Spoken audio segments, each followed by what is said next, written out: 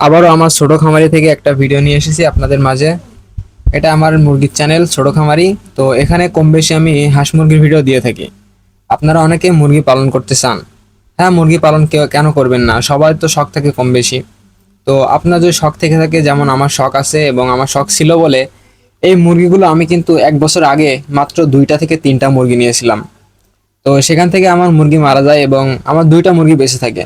তো সেই 2টা মুরগি বেঁচে থাকার পরে তারাই কিন্তু আজকের আমার এত দূর নিয়ে এসেছে।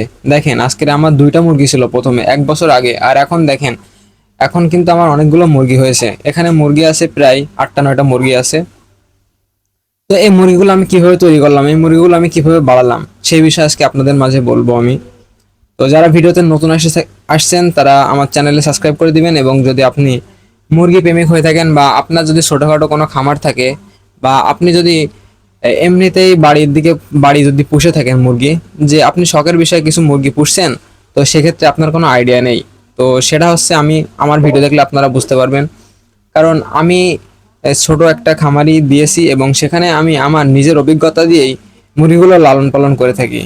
ঠিক আছে? তো সেক্ষেত্রে আমি বলবো যে আপনারা আপনাদের মুরগিগুলো যদি পালন করতে চান, যেভাবে পালন করুন না কেন, আপনারা চেষ্টা করবেন ছেড়ে দেওয়ার। যদি একবেলাও ছেড়ে দেন তাহলে কিন্তু আপনার মুরগিগুলো সুস্থ থাকবে, কারণ আপনি আটকে রাখবেন এবং আপনি যখন মুরগিগুলো ছেড়ে দিবেন বাইরে, তখন কিন্তু সে মুরগিগুলো অনেক কিছুই খাবে, অনেক ব্যাকটেরিয়া খাবে, যেগুলো তাদের স্বাস্থ্যের পক্ষে ক্ষতি না, তাদের স্বাস্থ্যের পক্ষে আরো ভালো। যেমনটা আহ, তারা কিন্তু পোকামাকড়ও খেয়ে থাকে। ঠিক আছে, তারা কিন্তু পোকামাকড় খেয়ে থাকে এবং সেগুলো আমরা কিন্তু আটকে রাখলে দিতে পারবো না। সো আমি মনে করি যে যাদের আমার মতন এরকম শখের বিষয়ে পুষে থাকেন, আপনারা কি করবেন, আপনারা মুরগিগুলো ছেড়ে দিবেন। ঠিক আছে, ছেড়ে দিয়ে পুষবেন, তাহলে আপনাদের মুরগির গ্রোথ ভালো থাকবে। আর আপনাদের মুরগির চেষ্টা করবেন যে সব রকম খাবার একসাথে মিক্সড করে খাওয়ানো, যেরকম ভুট্টা, গম এবং ধান, তারপরে আপনার চাল, এই সমস্ত খাবার আপনারা মিক্সড করে আপনাদের মুরগিদের খাওয়াবেন। কারণ আপনার একটা মুরগি যখন ডিম পাড়ন্ত হবে, তখন ওই মুরগির কিন্তু অনেকটাই ক্যালসিয়ামের ঘাটতি হবে, এটাই স্বাভাবিক।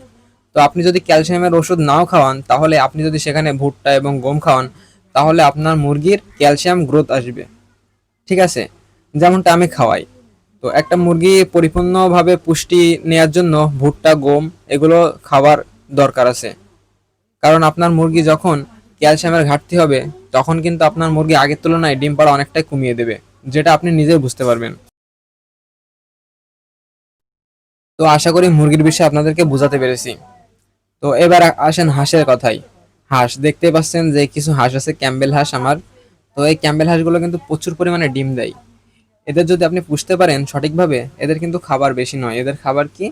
এদের খাবার হচ্ছে আপনার কুড়ো, এবং কুড়োর সাথে আপনি যদি ভাত মাখিয়ে দেন, তাও সেটা ভালোই হবে। তো ক্যাম্বেল হাঁস কিন্তু প্রচুর পরিমাণে ডিম দেয়, যারা পোষে তারা কিন্তু সবাই জানে। আমি মিথ্যে বলছি কি সত্যি বলছি, তারা অলরেডি জানে যে আসলেই ডিম পাড়ে কিনা।